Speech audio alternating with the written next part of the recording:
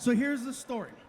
So I had done shows before, in Texas, and I had never done a show in San Antonio. So the original plan was we wanted to record a special in San Antonio for the new Netflix show, for the series. So we couldn't really travel too much. And remember, they kept telling us, stay in your bubble, stay in your COVID bubble. Don't forget to stay in your bubble. So in order to be as proactive and just careful, we all went out there together as a team, okay? And then we all basically said, we're gonna do a residency in San Antonio for 30 days. 30 shows in 30 days. And on the last day, we'll record a new special. This way it gives me a chance to start performing again because it'd been over a year since I touched the stage. And so we get there and they gave me the option. Do you wanna stay in a house or do you wanna stay in a hotel? And I said, well, I've never lived in Texas before, so let's see what a house feels like.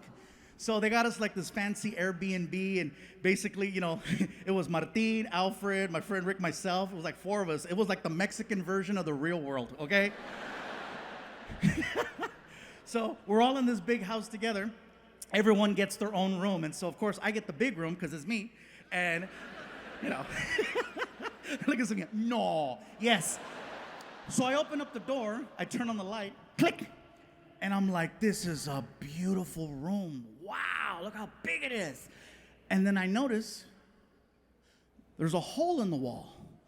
I said, that's weird. So I get really close to the wall. And when I got close, I realized it's not a hole, it's a big ass roach. And let me tell you, I am not exaggerating when I tell you that cuca was this big. That roach was this big. Now, I have used this unit of measure before to exaggerate. And let me tell you, I'm not exaggerating when I tell you that freaking cucaracha was this big. And I don't want you guys thinking, oh, what, you think you're too good for roaches? No. I grew up with roaches my whole life. My mom and I, we lived in apartment buildings, projects. We always had roaches, but they were different. First of all, they were this big. And California roaches are very different. Okay? For example, when you turn on the light, they scatter. In Texas, he chilled. In California, they respond to sound and movement. Ah! Scatter. I tried my California technique on this Tejano roach. I said, ah! And the roach was like, what? Oh my God, I don't think he's in my room. I think I'm in his. And at that moment, my tour manager walks in the room and she's like, is everything okay with the accommodations? I said, no, the room is beautiful, but look at the wall.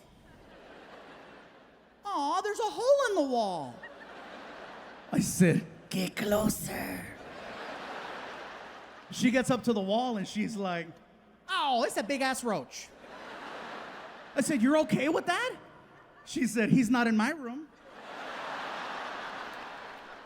She can see that I'm visibly bothered by this roach. So she's like, would you like me to take care of your little friend for you? And it is a little emasculating because I'm a big guy and she's like 5'2".